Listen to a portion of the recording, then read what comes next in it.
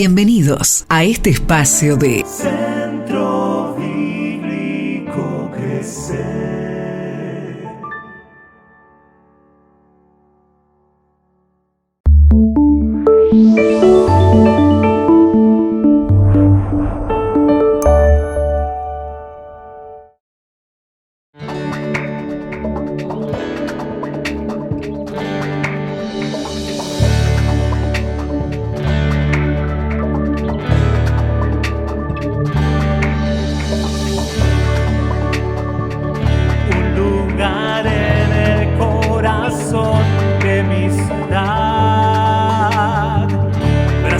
De gracia y un mover espiritual,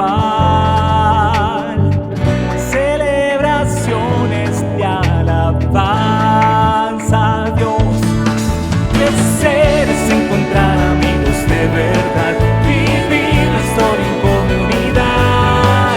Crecer es perdonar y volver a intentar, dejar el miedo y avanzar. Crecer es transformar la dura realidad, es caminar por fe y creer. Una familia que te ayudará a vencer, sabiendo que en Jesús hay poder. Bienvenidos al Centro Bíblico Crecer. Amén. A partir de ahora es todo este espacio que estamos disfrutando. Y hoy vamos a conversar un poquito acerca de, a partir de ahora, testigos. La palabra testigos, nosotros la tenemos muy instalada en nuestro ser por quizás el ambiente que vivimos. Por ejemplo, choque en una esquina. Nadie sabe lo que pasó hasta que aparece uno que dice saber quién fue el culpable y entonces puede servir de testigo. Robo en la casa del doctor. Nadie sabe quién fue. Vamos a buscar a las cámaras de seguridad que seguramente ellas nos servirán de testigo para ver quién ingresó a la casa de ese doctor. Denuncia de un vecino a otro. Un tercer vecino tiene que servir de testigo para ver quién es el culpable y quién es el inocente o quién es el causante del daño. Ser testigo. A nadie le gusta ser testigo en esas situaciones, en esas condiciones. Cuando se trata de caminar por los pasillos de un juzgado que te hacen ir un día, que te hacen ir otro día y te hacen perder tiempo y entonces a vos te cuesta ser testigo y decís, ufa, yo no quiero saber nada porque me van a perjudicar. Y claro, encima cuando tus palabras pueden perjudicar la vida o la situación de otra persona. Dios no necesita que lo defiendan. Dios no necesita que digan si es culpable o no es culpable. Dios no necesita testigos para que le crean. En la palabra de Dios está la palabra testigos. Y en esta mañana o en este día vamos a compartir esto de ser testigos según lo que dice las Sagradas Escrituras. Bueno, la palabra testigo y testimonio van de la mano. No pueden estar separadas una de otra. Cuando una persona habla en su carácter de testigo, no está conversando simplemente. No son palabras tiradas al azar. No es ir a chusmear o chismear. Cuando una persona en su carácter de testigo habla, sus palabras son declaraciones, tienen fuerza de ley, tienen peso jurídico. En muchas ocasiones, como dijimos recién, la vida de otra persona está en juego. Saben que el diccionario, no sé si se va a poder apreciar mucho, el diccionario dice estas definiciones, entre las muchas definiciones que tiene la palabra testigo, me quedé con dos porque me sirven para mi reflexión en esta mañana. En realidad, para lo que la palabra de Dios ahí deja rever y entonces extraigo consejos o meditaciones que nos pueden hacer bien a nosotros. Dice la definición de testigo: persona o colectividad que acredita con su declaración directa y fundada en la experiencia indiscutible la realidad de un acontecimiento o la veracidad de una afirmación. Segunda definición, uno que está presente, da testimonio, provee evidencia o prueba, ve algún acto u ocurrencia y puede dar testimonio de ello. Me gustan las dos definiciones. Uno que está presente. Esto dice varias cosas. Que no se borra, que no se oculta, que es visible siempre. Eso extraigo yo, ya no es definición, pero extraigo esto de la definición de testigo. La segunda definición, uno que acredita con su declaración directa por su experiencia un hecho. Esto dice que va a decir de primera mano su experiencia. No va a hablar por lo que le dijeron, es su propia experiencia. Pero la palabra testigo, en el idioma bíblico, es muy fuerte. Tiene un origen muy simbólico, muy significativo y totalmente distinto de lo que nosotros tenemos como concepción de la palabra testigo. En su original, como la Biblia en el Nuevo Testamento fue escrito en griego, la palabra testigo es martus o márturos, marturia, de las que se deriva la palabra mártir. Y ustedes sí saben lo que es un mártir. Inmediatamente evocamos a aquellas personas que son muertas o que son matadas o que son torturadas por declarar su fe. Bueno, teniendo esto en la cabeza, la definición, digamos, social de la palabra testigo y lo que dice las Sagradas Escrituras, hoy vamos a meternos en esto de lo que Dios quiere a partir de ahora que seamos testigos. A lo largo de las Sagradas Escrituras, Dios ha usado muchas personas para que les sean testigos. Hombres, mujeres, profetas.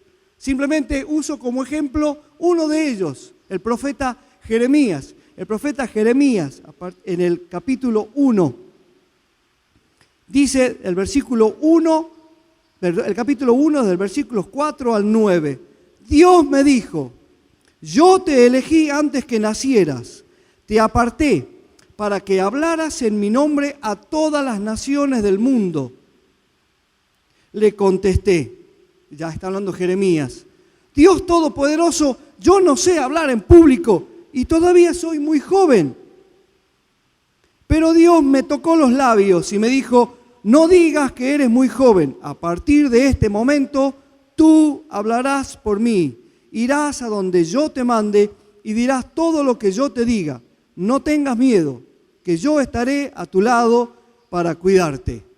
Ahí está Dios, cruzándose en el camino de un joven, Jeremías. Y ahí está Jeremías, esquivándole al bulto, queriendo esquivar a esta responsabilidad que Dios le está mandando. Y Dios le dice, tranquilo Jeremías, tranquilo. Vos vas a hablar, pero lo que yo te diga, tranquilo. Yo estoy al lado tuyo, yo te estoy respaldando, no vas a decir tus ocurrencias. Cuando nos trasladamos al Nuevo Testamento, a la vida de Jesús y todo lo que eso conlleva, Jesús viene aquí a la tierra a marcar un camino nuevo, a realizar el ministerio por el cual había sido enviado por Dios. Y es que las personas puedan ser distintas, que las personas puedan ser salvas, que las personas puedan encontrarse con Dios, que sus pecados sean perdonados. Y este mensaje, el mensaje de Jesús, Jesús se lo delega a sus discípulos, hombres y mujeres. Allí están sus 12 discípulos y muchas personas los seguían ahí a ellos. Mateo capítulo 28, versículo 18 y 19, también el 20, dice así, cuando Jesús ya está terminando su ministerio y ya tiene que irse al Padre. Todos conocemos la historia. Ya Jesús ha muerto en la cruz, ha resucitado y se va de nuevo al Padre. Jesús se acercó y dijo a sus discípulos, se me ha dado toda autoridad en el cielo y en la tierra. Por lo tanto, vayan y hagan discípulos de todas las naciones, bautizándolos en el nombre del Padre y del Hijo y del Espíritu Santo. Enseñen a los nuevos discípulos a obedecer todos los mandatos que les he dado. Y tengan por seguro esto, que estoy con ustedes siempre hasta el fin de los tiempos. El historiador Lucas relata este mismo hecho desde otra mirada, desde otra perspectiva, diciendo lo que ninguno de los evangelios dice. Capítulo 1 de Hechos de los Apóstoles, versículo 8.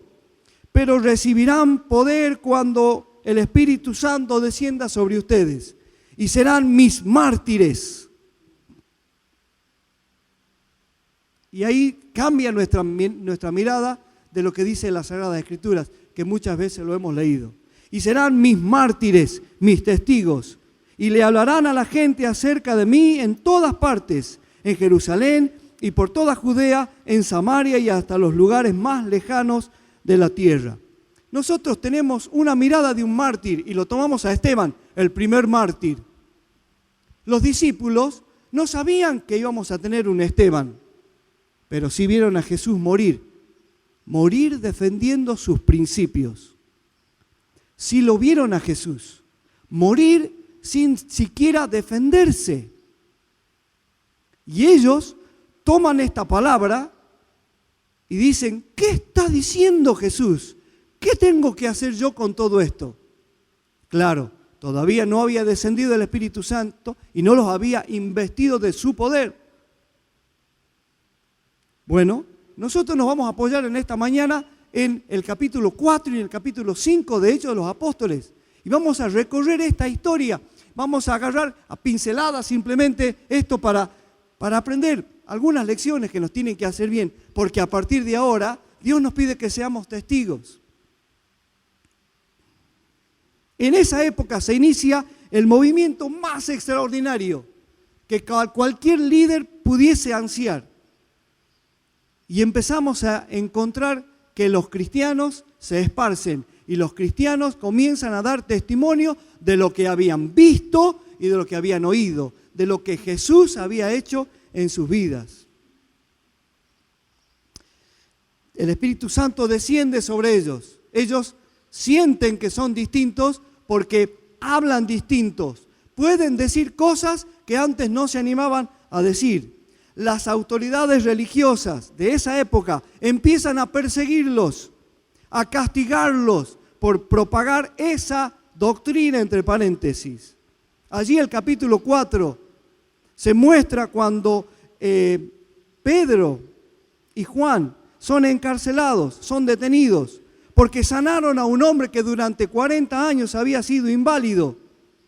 Y le ordenan que no hablen más en el nombre de Jesús. Y nosotros hace 2 martes atrás estuvimos viendo que a partir de ahora Dios quiere que seamos obedientes. Y usamos este texto, capítulo 4, versículo 19, si usted lo puede leer en su Biblia, y si no, trataremos de que se vea algo allí.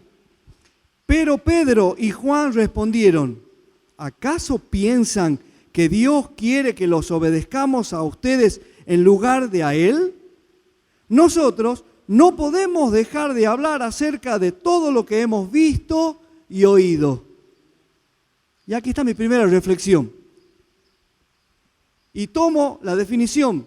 Ellos no podían dejar de hablar de lo que habían visto y oído. Me pregunto, ¿soy un testigo presente, real de Jesucristo? Yo. Hoy, tomando esta palabra de Pedro, ¿a quién tenemos que obedecer? No podemos dejar de hablar de lo que hemos visto, mi experiencia, es mi realidad y de lo que hemos oído. ¿Puedo acreditar la veracidad de lo que Cristo hizo en mi vida? ¿Puedo decir, Jesucristo hizo esto en mi vida? ¿Lo puedo acreditar? ¿Puedo firmarlo? Mi vida está en juego, ¿lo puedo decir? ¿Me quedo callado frente a alguna interpelación? Miren, en este tiempo el cristiano está en la mira, Se nos viene una brava a los cristianos. Porque todos preguntan, ¿y vos qué pensás? Bueno, seguimos adelante. Quedamos ahí pensando en estas preguntas.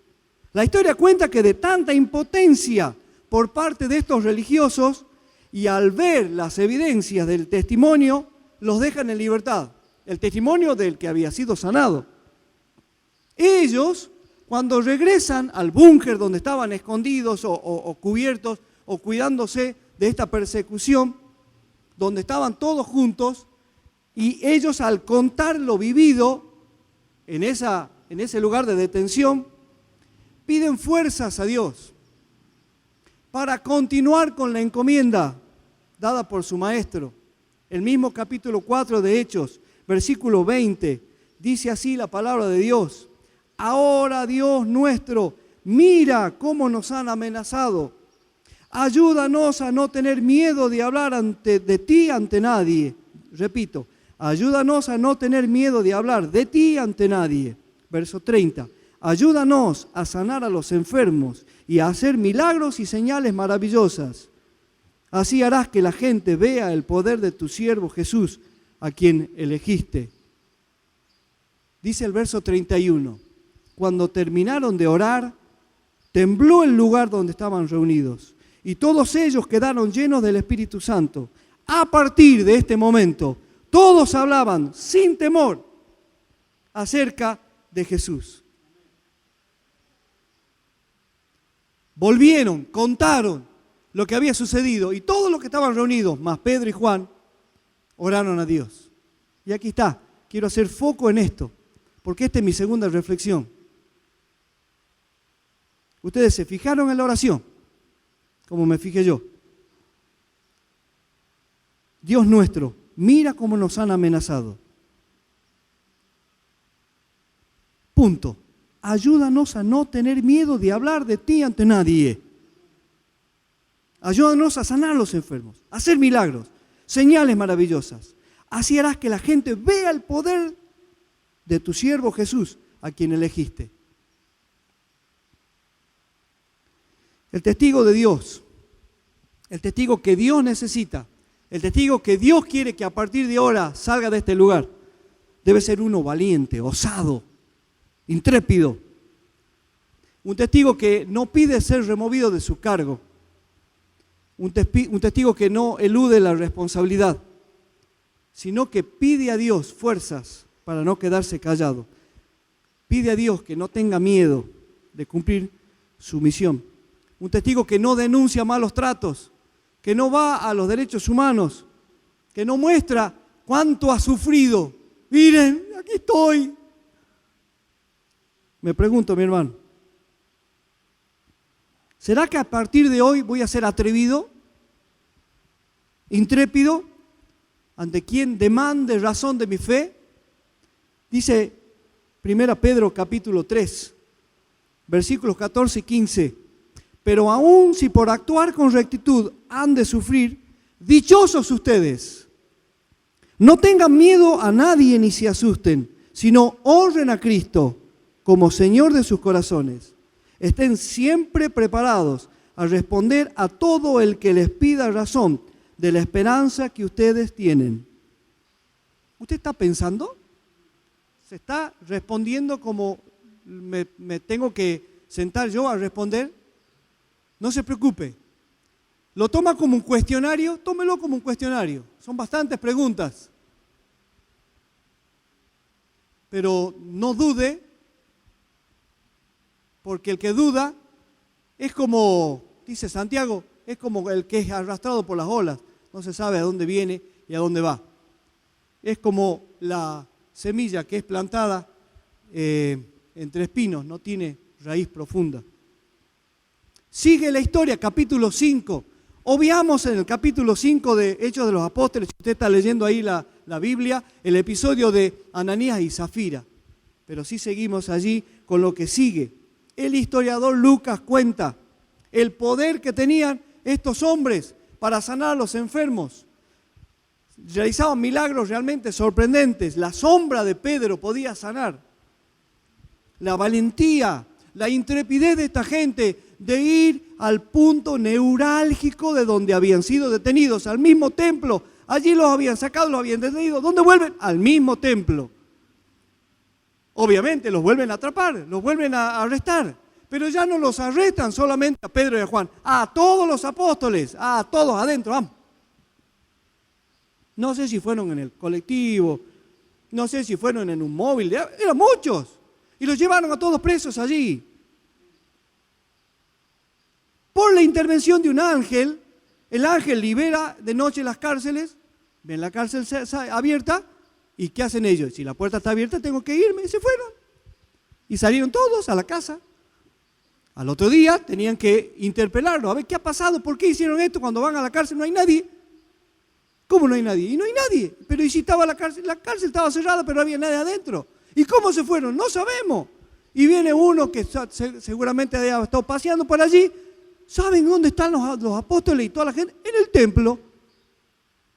Imagínense la cara de los religiosos. No puede ser. Ay, pero sí. Y fueron allí a detenerlos de nuevo. Y claro, imagínense el revuelo que causaba todo esto. Dice el versículo 29 del capítulo 5. Pedro y los apóstoles, pero el que tenía la voz cantante era Pedro, dice así: nosotros tenemos que obedecer a Dios antes que a cualquier autoridad humana. El Dios de nuestros antepasados levantó a Jesús de los muertos después de que ustedes lo mataron colgándolo en una cruz. Luego Dios lo puso en el lugar de honor a su derecha como príncipe y salvador. Lo hizo para que el pueblo de Israel se arrepintiera de sus pecados y fuera perdonado. Nosotros somos mártires de estas cosas. Y también lo es el Espíritu Santo dado por Dios a todos los que lo obedecen. Lo leí como lo relata Lucas. Lo leí como dice la Escritura. La palabra es testigos, pero el original es mártir. Y todavía no había muerto Esteban, porque se relata la muerte de Esteban, el primer mártir, en el capítulo 6, 7. Pedro se impone aquí. Le dice lo mismo que días atrás, pero lo dice tomando las mismas palabras que su maestro Jesús les había dicho. Ustedes serán mis mártires. Nosotros somos mártires. ¿Se estaba anteponiendo Pedro a su final? No lo sé. ¿Pedro tenía idea de la concepción de la palabra mártir? No lo sé. La verdad no tengo idea. Nosotros hoy tenemos el diario El Lunes y sabemos lo que significa ser mártir. El único ejemplo que tenía Pedro y sus compañeros era Jesús clavado en una cruz sufriendo. Jesús no lo dijo en griego, Jesús hablaba en arameo, pero usó la misma palabra. Es una E y una D. Ustedes serán mis ed, mártir. También es la misma idea, sufrir a causa de. Muchachos, ustedes van a ser quienes tengan que sufrir con tal de decir las verdades por la cual yo fui clavado en una cruz. Y entonces podríamos decir que el primer mártir es el mismo Jesús, que muere defendiendo sus propios principios. Y luego, sí, allí lo tenemos a Esteban sin claudicar de su fe. Entonces, aquí está mi tercera reflexión. Y me pregunto, mi hermano, ¿cuál es mi grado de compromiso en cuanto a lo que Cristo hizo por mí? Cuando hablamos de grado de compromiso, es decir, ¿qué está comprometido en mi vida de acuerdo a lo que Jesucristo hizo en mí? ¿Jesucristo hizo poco o mucho? ¿Jesucristo es una aspirina o es un tratamiento quimioterápico? De quimioterapia.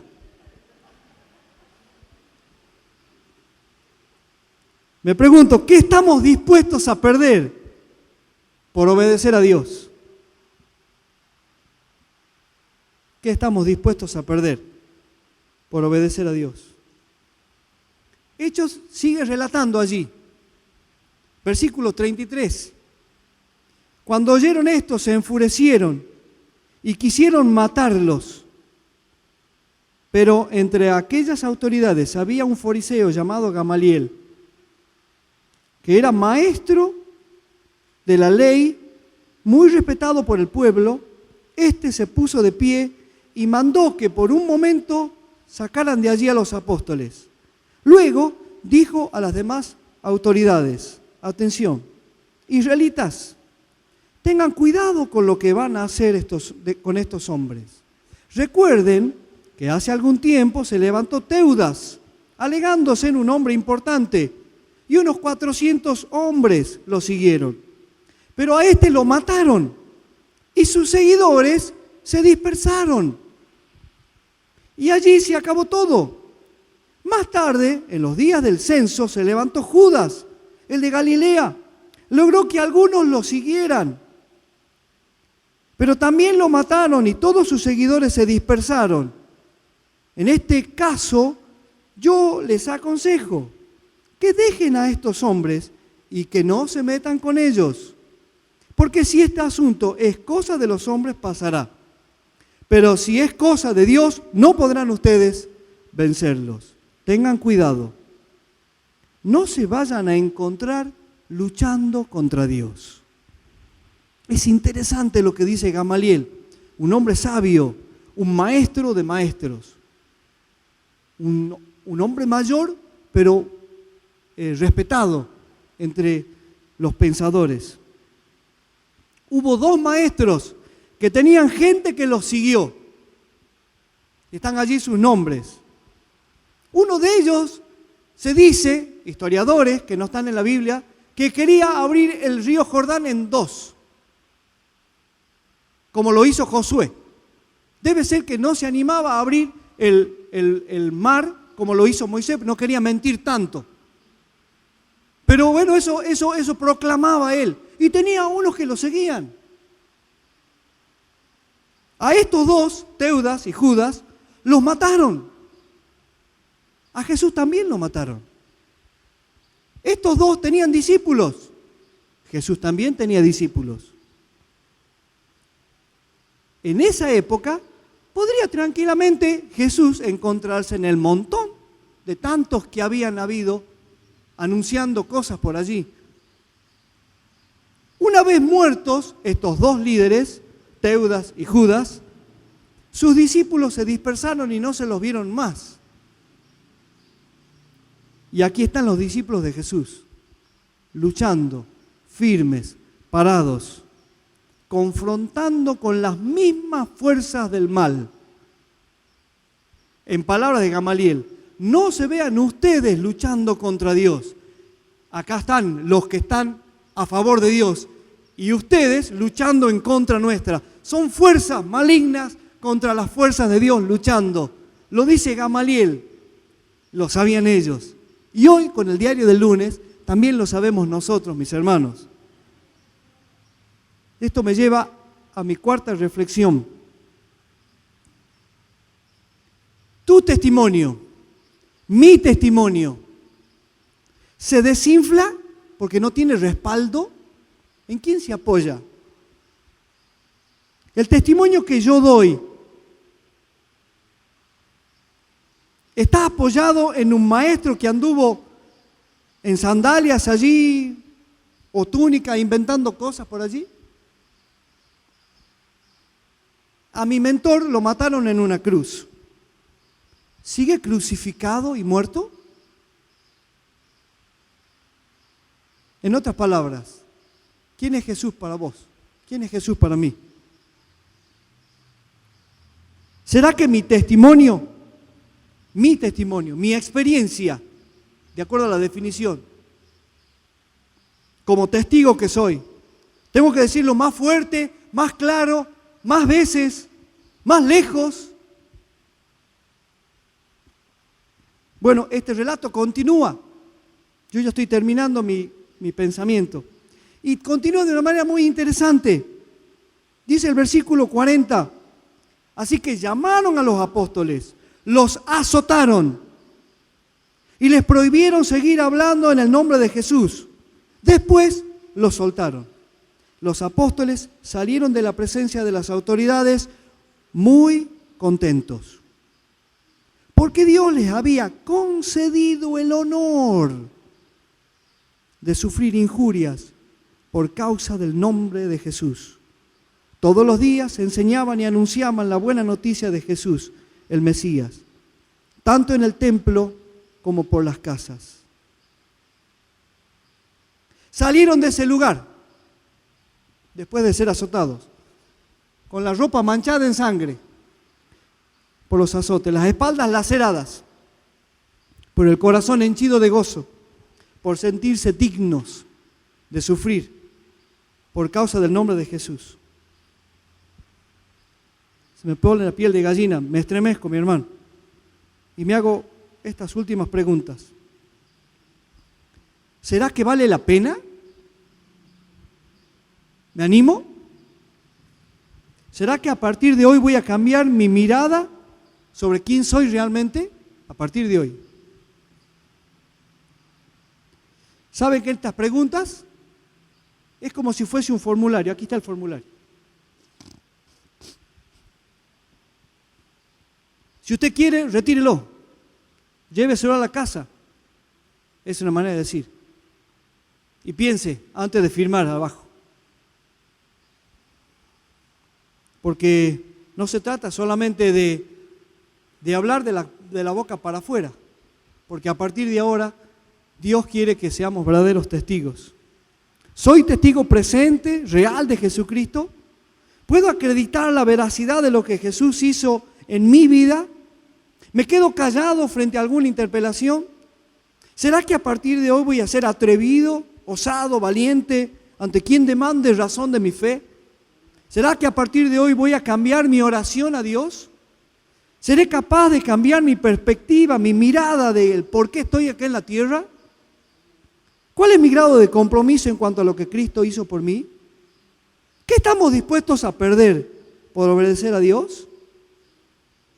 ¿Será que mi testimonio se desinfla porque no tiene ningún respaldo? ¿El testimonio que yo doy está apoyado en un maestro que anduvo diciendo cosas por allí en sandalias? A mi mentor lo mataron en una cruz. ¿Sigue crucificado, muerto allí? En otras palabras, ¿quién es Jesús para mí? Me llegó uno de estos videos que andan en las redes sociales. El nombre del pastor es Olof Latzel. Es un pastor alemán que vive en Bremen. En este momento él está suspendido. Él está denunciado por haber hablado acerca de que la homosexualidad está, en contra de los principios de Dios. Y dijo lo que dice las Sagradas Escrituras, que Dios ama a todas las personas, pero no puede aceptar la decisión que uno toma respecto de su sexualidad. No solo lo suspendieron como pastor, sino que lo denunció su propia asociación cristiana, la propia iglesia, y la propia iglesia pidió disculpas al colectivo LTGB de Alemania, porque se sintieron ofendidos. Y allí está el pastor confrontando con la verdad que debe decir. ¿Lo debe decir o lo debe callar? Y tuvo que pagar 8.200 euros esa multa. Tomo como ejemplo simplemente esto. Y vos en la calle te encontrás con aquellas personas que están a favor de la vida, de las dos vidas, y aquellas personas que están a favor de la ley del aborto. Y vos tenés que plantearte con tus principios cristianos. Y vos te encontrás con que estás viendo a alguien que está sacando algo que no es de él. Y vos tenés que o denunciarlo o callarlo. Cosas grandes o cosas pequeñas. Y Dios te confronta a que vos tenés que tomar una decisión. ¿Por qué estás acá en la tierra? ¿Quién sos realmente? Bueno, Dios en esta mañana te ha traído y te ha permitido conectarte para que puedas decidir qué tengo que ser yo, qué quiero ser yo, qué soy yo como hijo de Dios. Un simple asistente, un simple conocedor de las Escrituras, un simpatizante alguien que le gusta solamente las canciones, alguien que les gusta que le digan cosas lindas a su oído, o me tengo que confrontar con la verdad de las Escrituras. Porque Dios no necesita personas que anden de un lado para otro, o todo o nada. Y ahí está nuestra decisión. El formulario está allí, si usted quiere, fírmelo y dedíquese para lo que Dios lo trajo aquí a la tierra. Que el Señor le bendiga. Quisiera orar a Dios un segundito. Oh Dios, perdónanos por vivir un cristianismo de juguete, muchos de nosotros. Gracias porque en Argentina no tenemos este tipo de persecución. Gracias porque disfrutamos de la vida cristiana, pero estamos muy bien, Señor. Quisiéramos que las personas te puedan conocer como el Salvador, como el Señor de sus vidas. Pero cuando pensamos en todo esto, Señor, nos decimos a nosotros mismos, ¿vale la pena vivir y sufrir defendiendo el mensaje más sublime, más sagrado, más importante que una persona puede escuchar? Los sufrimientos posibles que podamos ser sometidos, ¿son permanentes o tu eternidad es permanente? Nos preguntamos, ¿qué mirás cuando ves un hijo que defiende tu mensaje? Y nos preguntamos, ¿qué mirás cuando un hijo tuyo tapa, esconde, se avergüenza de tu mensaje? Oh Dios, seguí teniéndonos paciencia y animando nuestros corazones. En el nombre de Jesús, amén. Que Dios le bendiga. Este espacio fue presentado por Centro